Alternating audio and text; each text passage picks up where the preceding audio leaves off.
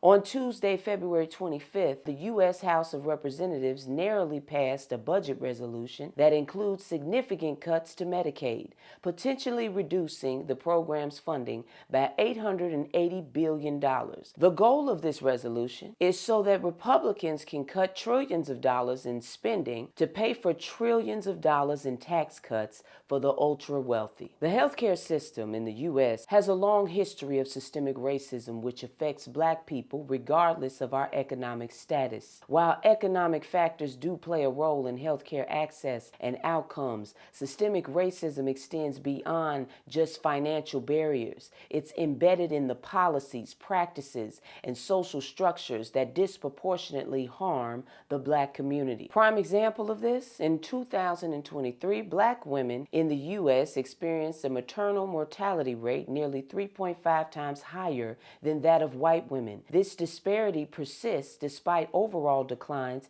in maternal deaths. As Black people, we are already facing systemic racism in the healthcare system. So you must understand that if the healthcare system gets worse for everybody else that's not Black, it's going to be non-functioning for us. This $880 billion Medicaid cut will significantly harm the Black community by reducing our access to essential health care services, worsening health disparities, and creating financial and social hardships. The impact would likely be felt most strongly in the areas of chronic disease management, maternal and infant health, and general health care access. The latest budget resolution passed by the House, what it does is set spending levels for different congressional committees, including the House Committee on Energy and Commerce, which oversees what? Medicaid. The proposed $880 billion cut to Medicaid would disproportionately affect U.S. Black community members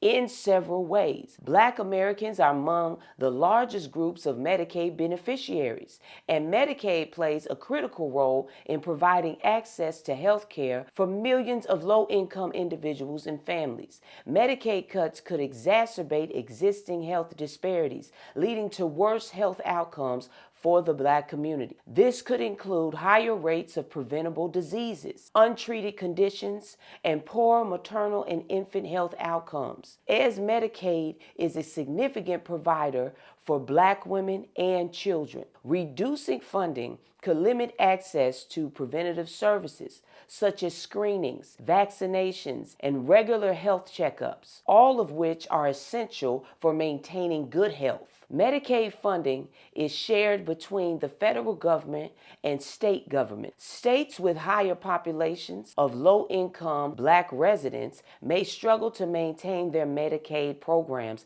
if federal funding is reduced. States could implement cuts such as reducing eligibility, limiting benefits, or requiring higher out-of-pocket costs, all of which would disproportionately affect Black people who rely on Medicaid. We already have fewer healthcare providers, longer wait times, and lower quality care.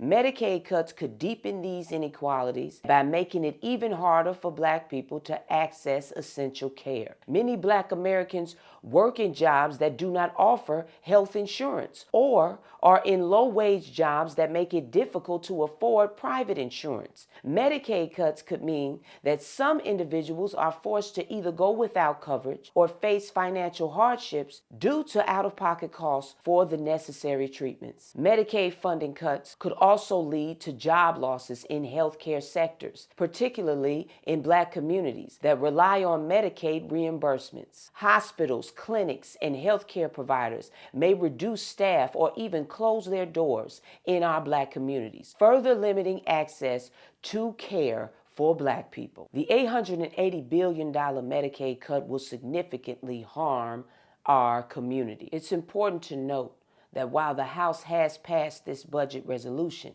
it must still be approved by the Senate and signed by the President before becoming a law. We need to attack this problem two ways. We all need to be calling our senators and telling them not to sign this bill. They will continue to do what they're doing. You have got to go to the town hall meetings. You've got to go to the city council meetings. You've got to pick up the phone and call your senator You have got to get involved in this fight. And then on top of that, you need to be in your community. You need to make sure that your people know where all the free clinics are, where all the resources are, nonprofits that are going to be helping in this. And all my black doctors and black nurses, you need to step up in this moment. You need to offer your services to these free clinics to make sure that our children and our elders have access to health care. We have to eat better. We have to have access to better food. My black farmers, we got to get connected. We need fresh fruit and vegetables in our community. All of these food deserts, it has to go. So we need to start focusing on how to make sure black people have better access to the proper foods. I love you, black man. I love you, black woman. Knowledge is power. Power to the people.